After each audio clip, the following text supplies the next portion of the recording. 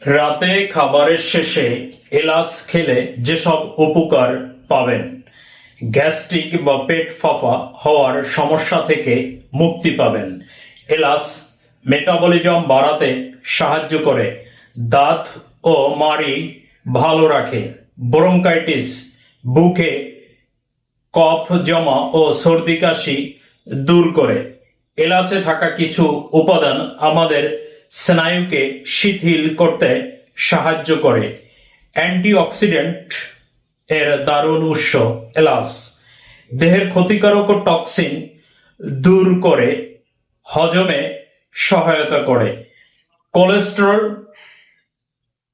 মাত্রা নিয়ন্ত্রণে রাখে এবং হৃদরোগের ঝুঁকি কমায়।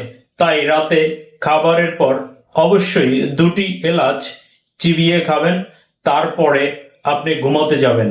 এতে অনেক উপকারিতা পাবেন। ভিডিওটি ভালো লাগলে অবশ্যই শেয়ার করবেন।